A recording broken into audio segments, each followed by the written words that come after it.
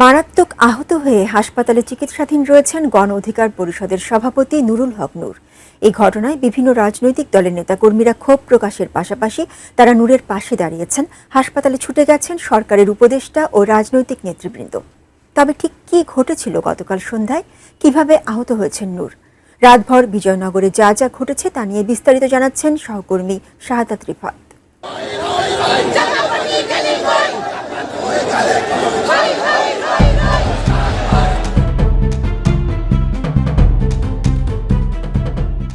শুক্রবার সন্ধ্যা ৬টা জাতীয় পার্টির চেয়ারম্যান জিএম কাদেরকে গ্রেফতারের দাবিতে মিছিল নিয়ে দলটির কাকরাইল কার্যালয়ের সামনে অবস্থান নেন গণ অধিকার পরিষদের নেতাকর্মীরা।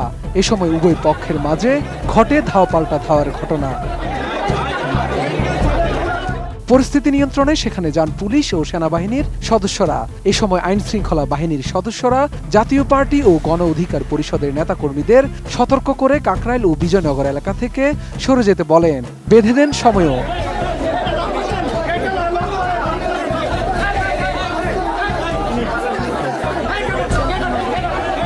তবে স্থান ত্যাগ না করায় ব্যাপক লাঠিচার্জ শুরু করে আইন শৃঙ্খলা বাহিনী। এতে গুরুতর আহত হন গণ অধিকার পরিষদের সভাপতি নুরুল হক নূর সহ তাদের অনেক নেতাকর্মী। জাতীয় পার্টিরও বেশ কয়েকজন নেতাকর্মী আহত হওয়ার খবর পাওয়া যায়।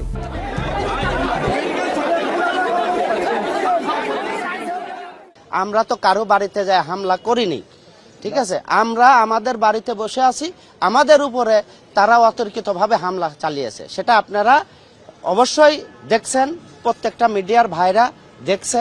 হ্যাঁ, এবং আমরা অনেকেই আহত হয়েছি। অফিসের সামনে আমরা হঠাৎ ওরা ইট দিয়ে হামলা করে আমাদেরকে, আমরা আমাদের পার্টির অফিসের সামনে আমরা প্রতিদিনের ন্যায় শান্তভাবে বসে আছি। হঠাৎ ওরা কোথা থেকে এলো পাথার ইট মেরে আমাদের অনেকটা আহত করছে এবং এই কান ফাটিয়ে দিয়েছে, পাওটাও। আমাদের অনেক লোক আহত এবং অনেক লোক মেডিকেলে গেছে। বিপিনুরের পোলাপান আইসে আমাদের ইট মারছে, আমরা এখানে চেয়ার দিয়ে বসা, আজান দিছে আমরা বসা, আজানের সময় আমরা নিরাপত্তা পালন করতে আছি, যে আজান দিছে কেউ কোনো কথা বলবে না, নামাজে যাওয়া দেবে। আইসেই পরিকল্পনা ভাবেই আমাদের ইট, পানির বোতল, চেহার আমাদের উপরে ফিক্কা মারছে। এই বিপিনুরে একটা পাগল হয়ে গেছে। জাতীয় পার্টির লোকজন, শান্তপ্রিয় লোকজন সবাই এখানে আমরা অবস্থান করছি। সেনাবাহিনী আমাদেরকে রক্ষা করেছে। সেনাবাহিনীর লোকজন যদি না থাকতো তাহলে হয়তো আমাদের উপর দিয়ে বুলডোজার চলতো। বিপিনুর এবং রাশেদকে টুকাইদেরকে যদি বাংলাদেশে প্রতিহত না করতে পারে, টুকাইদেরকে ফাঁসির বন্ধ না করতে পারে, তাহলে বাংলাদেশের শান্তি আসবে না।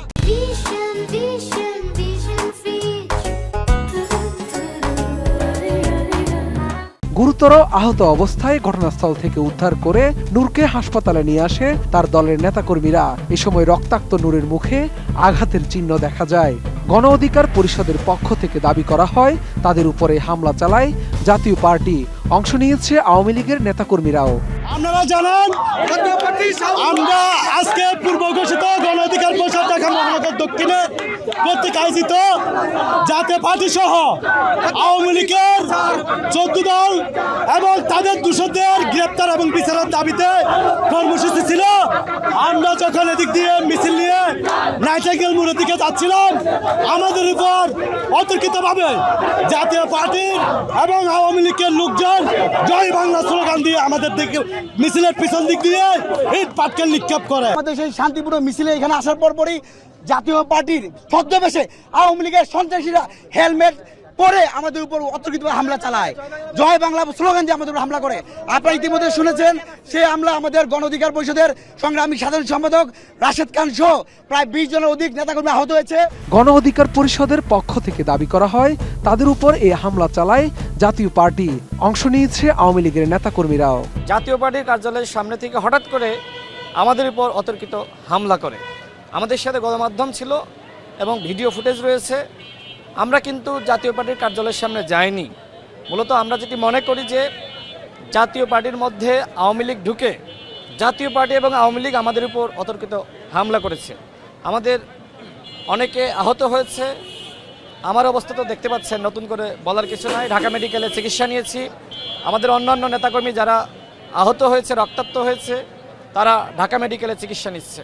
আমরা সরকারের উদ্দেশ্যে বলতে চাই, শেখ হাসিনা দিল্লি পালিয়েছে, জিএম কাদের প্রকাশ্যে ঘুরে বেড়াচ্ছে, তার নামে মামলা রয়েছে।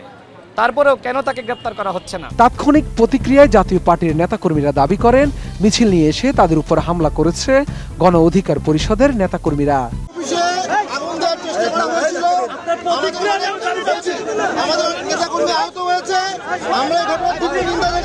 এদিকে নূরের উপর এই হামলার খবর ছড়িয়ে পড়লে বিভিন্ন রাজনৈতিক দলের নেতাকর্মীরা ক্ষোভ প্রকাশ করেন। রাজধানী ঢাকা সহ দেশের বেশ কয়েকটি স্থানে হয় বিক্ষোভ মিছিল।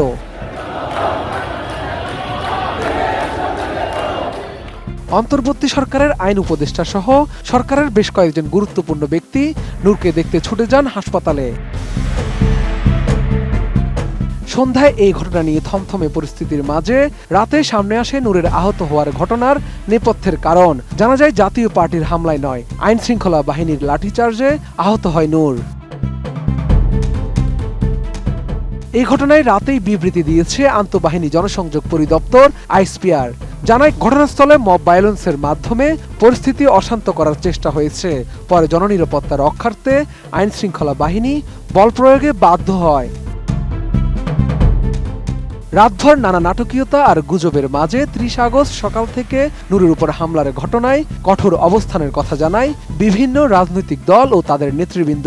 ঘটনার সুষ্ঠু তদন্তের পাশাপাশি স্বরাষ্ট্র উপদেষ্টার পদত্যাগের জোর দাবি ওঠে। বাংলাদেশের আইন শৃঙ্খলা পরিস্থিতি কোনোভাবেই নিয়ন্ত্রণ করতে পারছেন না, আমরা স্বরাষ্ট্র উপদেষ্টার পদত্যাগ দাবি করছি। সবশেষ পাওয়া তথ্য বলছে আহত নূর ঢাকা মেডিকেল কলেজ হাসপাতালের আইসিইউতে চিকিৎসাধীন রয়েছেন। হামলার ঘটনায় তার মস্তিষ্কে রক্তক্ষরণ হয়েছে এবং নাক ও চোয়ালের হাড় ভেঙে গেছে বলে জানিয়েছেন চিকিৎসক। তার নেজাল ফ্র্যাকচার এবং তার হেড ইনজুরি আছে এবং গতকালকে তার হেড ইনজুরি সেটা নিউরোসার্জন তারা দেখেছেন যে ব্রেনে যে রক্তক্ষরণ সাবঅ্যারাকনয়েড স্পেসে তার যে ব্লাড জমা হয়েছে সেটি দেখেই তারা কিন্তু তাৎক্ষণিক এই ঢাকা মেডিকেল কলেজের আইসিইউতে ভর্তির জন্য অ্যাডভাইস করেন এবং সেই স্ক্যাল্পে তার যে ফ্র্যাকচার এবং নেজাল ফ্র্যাকচার তার নাকের যে বোন সেটি ভেঙে গিয়েছে, সেই জন্য তাকে নেজাল প্যাক দেওয়া এবং তাকে অক্সিজেন সম্বলিত একটি আইসিইউর একটি বেডে এবং সে সেখানে চিকিৎসাধীন আছে। শাহাদাত রিফাত, এটিএন নিউজ, ঢাকা।